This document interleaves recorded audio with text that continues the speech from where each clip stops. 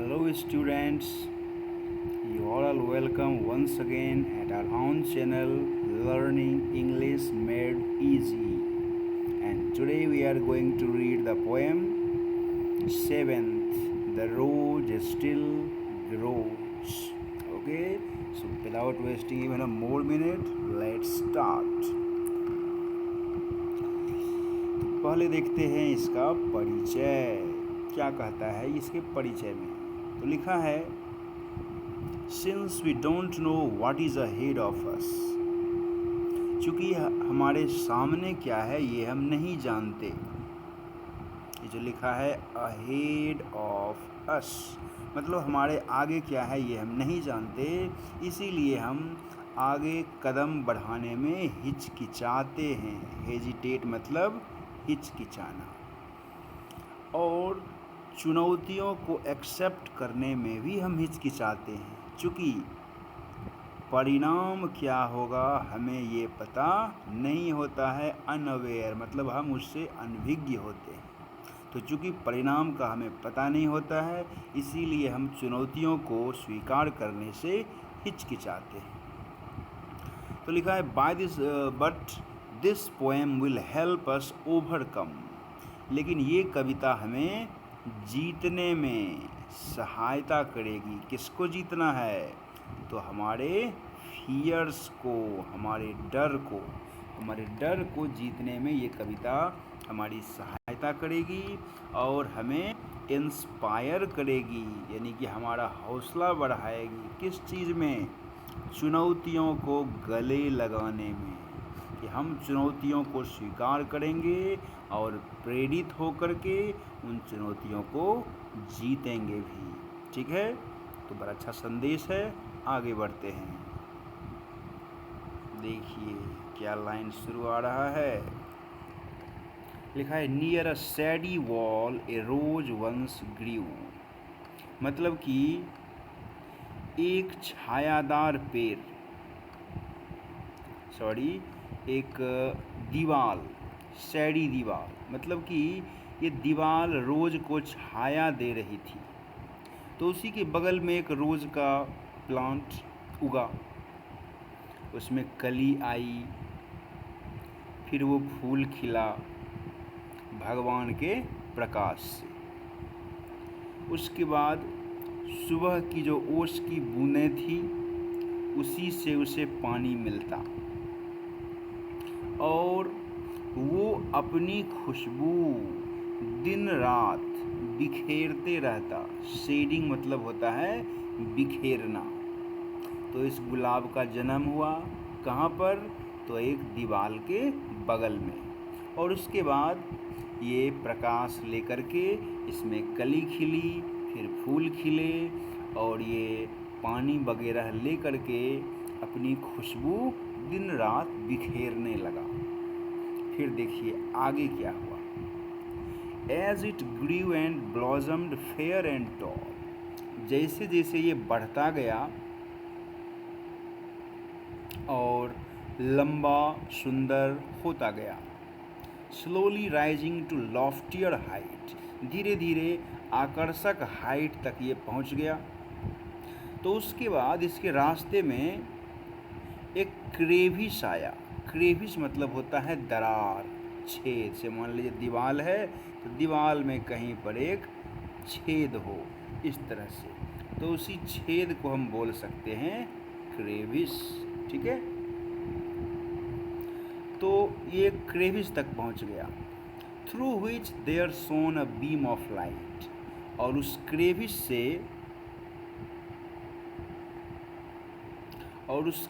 से प्रकाश आ रहा था। Onward it crept with added strength, तो बढ़ती हुई शक्ति के साथ यह ऑन वॉर्ड यानी कि आगे बढ़ता रहा। With never a thought of fear और प्राइड, ये कभी ना सोचते हुए कि इसे डर लग रहा था या ये घमंडी हो गया था। मतलब बिना डर या घमंड किए ये बढ़ता रहा। It followed the light through the crevices length, तो पूरे दरार के लंबाई भर ये उस लाइट के दिशा में बढ़ता रहा और दूसरे तरफ निकल गया। मतलब दीवार के एक तरफ से घुसा, दूसरी तरफ से निकल गया। अब समूचा प्लांट तो नहीं घुसा होगा, स्पष्ट है, तो इसका जो स्टेम था वो घुसा और निकल गया। अब देखिए आगे क्या हुआ। The light, the dew, the broadening view were found the same as they were before. मतलब उस तरफ भी वही प्रकाश था, वही ओस थी और उसी तरह से वहाँ भी हर तरफ फैला हुआ नज़ारा था जैसा कि पहले था। And it lost itself in beauties new. और जो नई नई सुंदरता और जो नए नए दृश्य दिखाई दिए उसमें ये खो गया। Breathing it's fragrance more and more. और अधिक से अधिक अपनी खुशबू बिखेरने लगा। फिर क्या हुआ, तो देखिए लिखा है ये स्टेंजा हमको प्रेरित करने के लिए कि shall claim of death cow just to grieve. यानी कि डेथ का आना तय है, क्लेम्ड है, तो क्या इससे हम कष्ट मनाएं। एंड मेक आवर करेज फेंट और फॉल। और हम इसके कारण हम अपने साहस को धुंधला पड़ने दें, फीका पड़ने दें या कम हो जाने दें। यानी कि फिर से क्वेश्चन सुन लीजिए कि मौत का आना तो तय है, इसका मतलब क्या, हम अपना साहस नहीं लगाएं, हम अपने साहस को मंद पड़ जाने दें, नहीं, मतलब नो, हम विश्वास रखें और उम्मीद रखें।